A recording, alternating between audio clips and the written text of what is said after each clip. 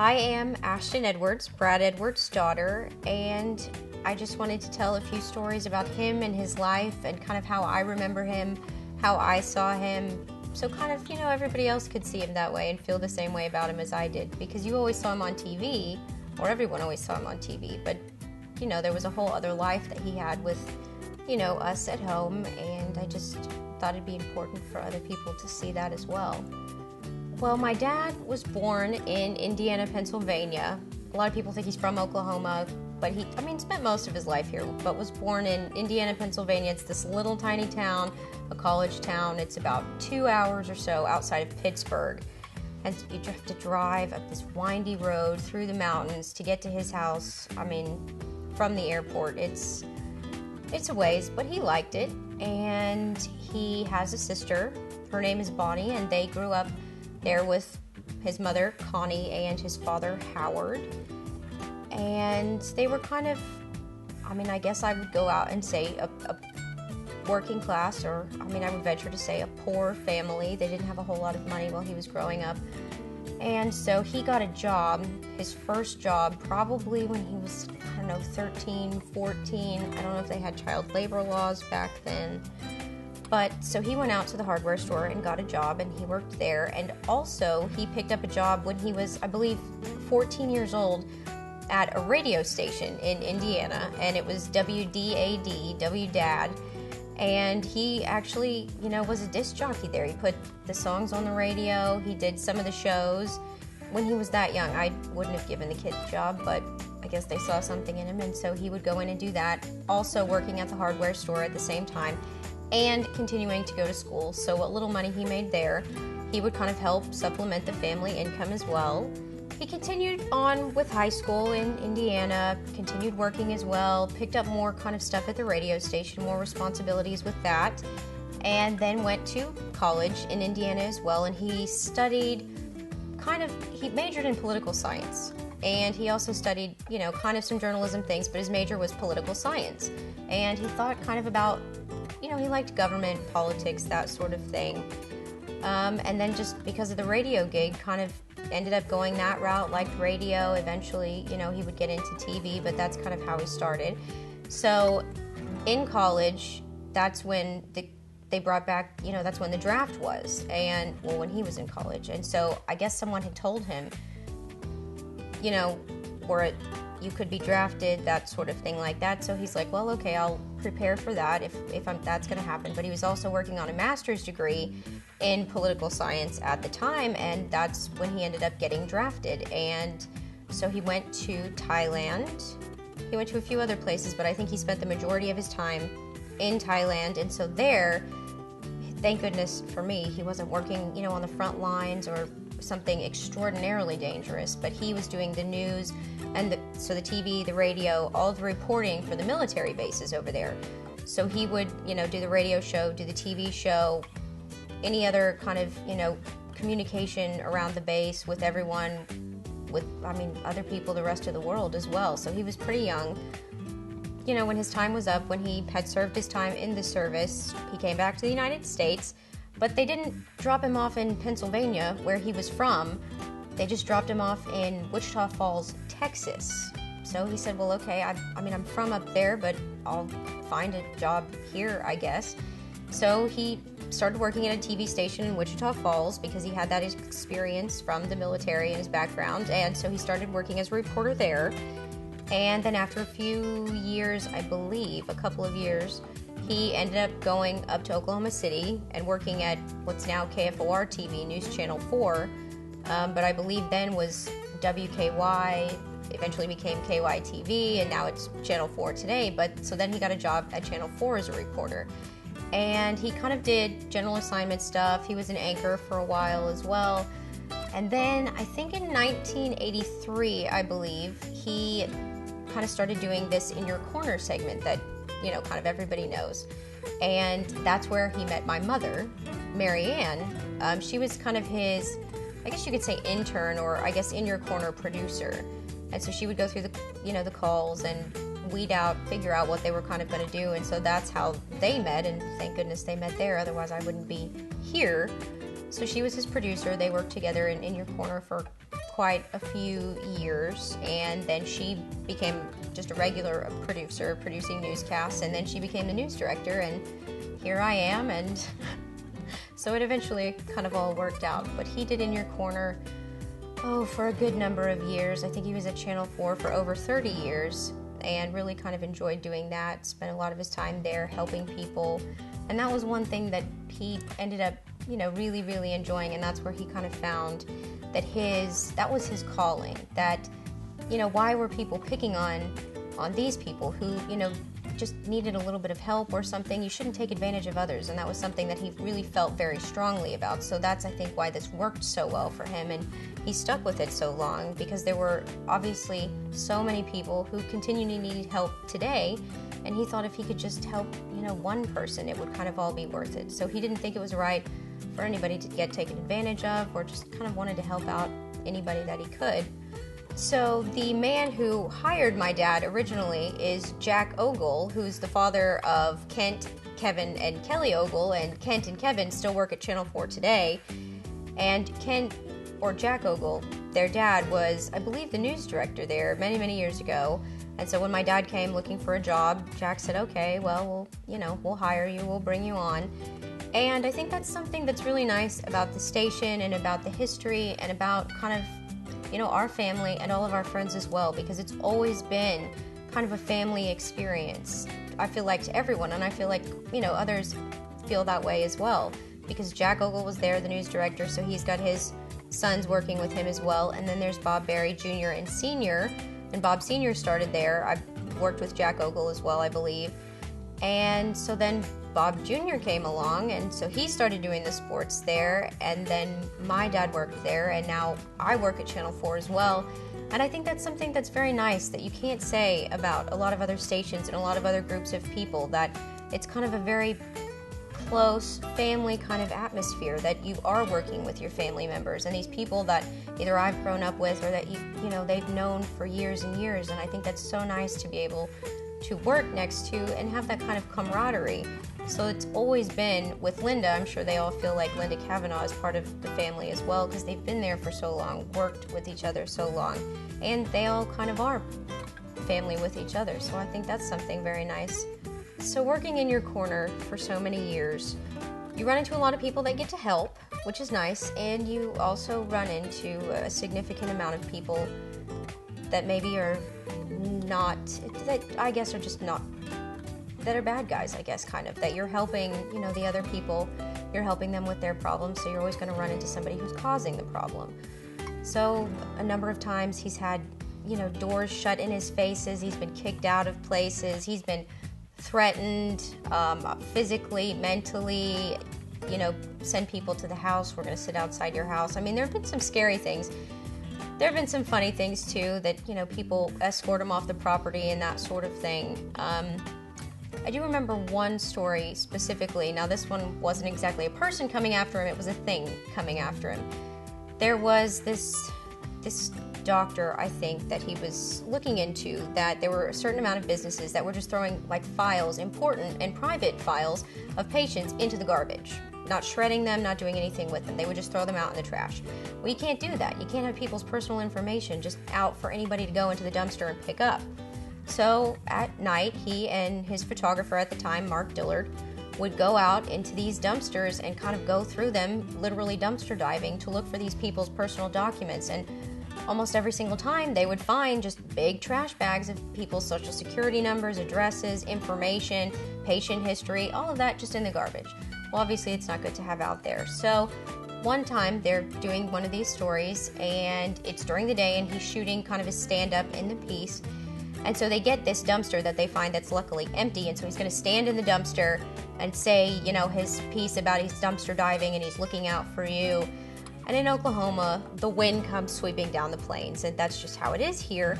So he gets in the dumpster, and his photog has the camera and is waiting for the shot, and he's going to, stand in the dumpster and say his piece. Well, the wind comes right up behind him as he's in the middle of his spiel and throws the big dumpster lid down right on top of his head. So we have that on camera, and that's very, very nice to have and pretty funny to see as well. So it's not always the people that are after him, it's sometimes the objects he works with as well.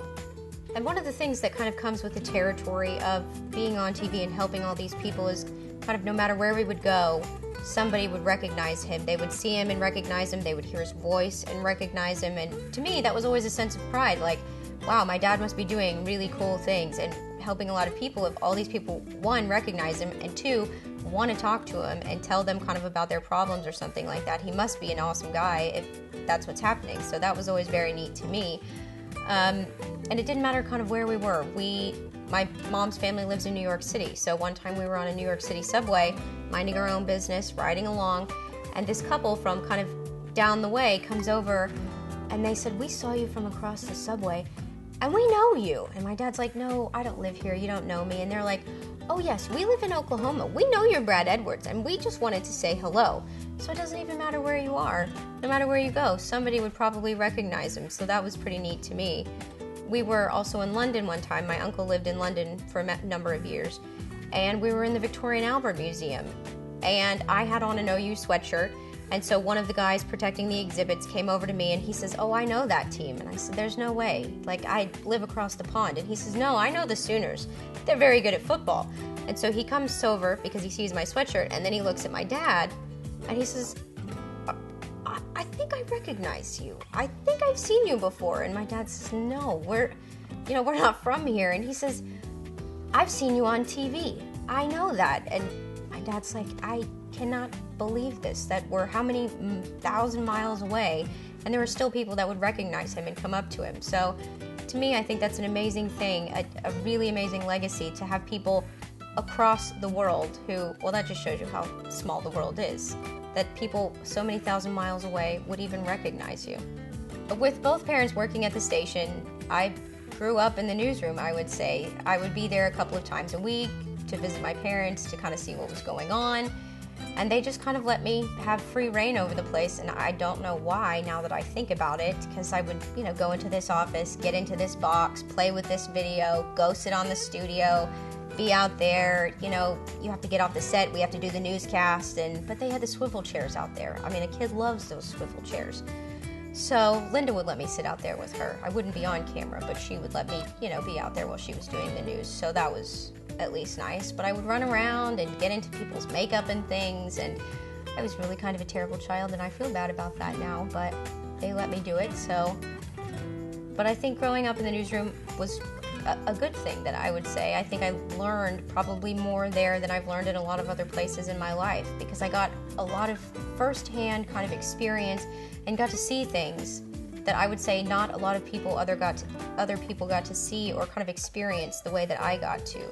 Even though I was young, I mean, they would allow me to, tell me what was going on, or what this big news event was, or good or bad. I think it was a very good educational experience, because I got to see all of those things that maybe most other people didn't see.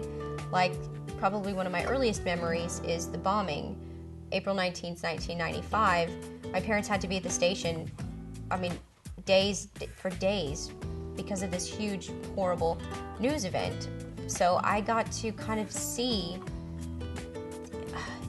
everything that kind of happened, the victims, the family members, who did this, what's kind of going on. And I got to be involved and see most of that before most other people got to see that. And I was young, but I think that, I would do the same thing. I think that's such a great experience to be able to have, to see all of that stuff. Right after school, one day, right after the bombing, my dad took me downtown when the building was still up, and half of it is cut out, you can't see it, and that's where the bomb exploded. And to me, it was such a traumatic event, but I still remember vividly today going down there with him saying, this is what happened, and this is what violence does. This is why violence isn't the answer. Look at all these families, look at all these victims, all these people died here.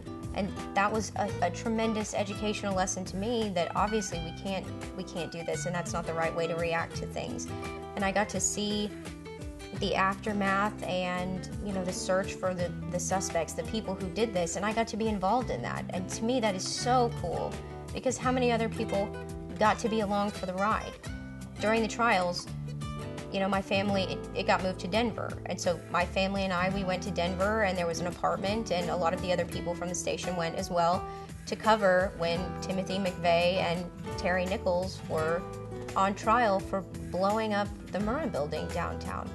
How many other kids got to go along and see that and experience that and learn from that? I mean, that to me, you get to be where the history is happening right at that time. And I mean, I wouldn't trade that for anything. I think that's one of the greatest gifts that my parents gave me. So a few years ago, well, a long time ago actually, probably 30 years ago, my dad started this, what we call the Brad Edwards Warmth for Winter coat drive now, but we were driving to school, and he saw these other children outside walking, and they didn't have coats on. It was freezing outside, it was the winter time, and he's like, well, why don't these kids have coats? What? That's just terrible. So he started kind of this coat drive. He said, we need to get coats for these kids. They can't be walking to school freezing cold. They need to have a jacket. So from the beginning, he, I believe, started working with the Salvation Army, and today we've picked up a lot more help along the way, but he started with the Salvation Army, and they just started collecting coats to give to these kids who don't have any. So it started small, started collecting. Now schools are involved. They, have boxes of dry cleaners, that sort of thing, but just to get these kids some coats so they didn't have to walk to school when it was freezing, he kind of started this, and 30-something years later, we're still doing it. And now I've kind of taken it over with the help of the Salvation Army, with the county commissioner, Brian Mon. He's a huge help in this effort. We work with the schools, we work with the dry cleaners. They usually clean the coats for free. And I believe this year we collected probably close to 10,000 jackets. And, it started for kids, and now we do it for adults as well. Adults are just as bad in need of coats as the little kids are. So now we collect every kind of jacket. We do it every winter, and then they go to the Salvation Army, and people come and pick them up. And the Salvation Army says no matter how many coats we collect, we never have enough jackets to fill the need, which in Oklahoma, I mean, half of the year, I guess, but we've had mild winters, but no matter how many jackets we bring in, they continue to say we just never have enough. We always need more jackets. There are always people who are still cold in the winter. And we started working with, back when we had the Barons, the hockey team, we would go to those games and collect coats there. And then when they left, we kind of started working, I guess, with the Thunder, which, works out really great. Sometimes we would collect coats at those games as well. So that was, a huge boost, a lot of coats. Growing up with my dad was definitely an experience. He was always making jokes, always having a good time. Although one time, I think I got him pretty good. I didn't intentionally do this. I was just being a kid. But one time we were at the grocery store right around the corner from the house, and most people would recognize him. And so a woman came up to him one day, and she had a problem. And so she starts telling him about her problem with, I think it was a contractor or something, maybe a roof, I don't know. But she was telling him the problem. And so I had wandered off. I was young, I don't know, 4 maybe, I hope younger. And so he was listening to her, and then she just, in the middle of her story, starts dying laughing, hysterically laughing, and my dad's kind of like, well, this isn't really funny, so why? Well, he turns around to see why the woman is laughing, and on the kind of the butcher, the meat counter, they had just gotten a whole new shipment of pig heads, the full pig head, and they just had them all lined out in a little freezer right there, and it was just at my level. So I was over there inspecting them, and I had, for whatever reason, got my finger about halfway down the pig's nose. So while my father's trying to listen to this woman tell her story, he's mortified when he turns around to see that I've made very good friends with the pig's head, and sorry, Dad, I had a good time. I grew up in the newsroom. I feel like all of those people are definitely my family and will always kind of have a special place in my heart. And it kind of is carried on over to today.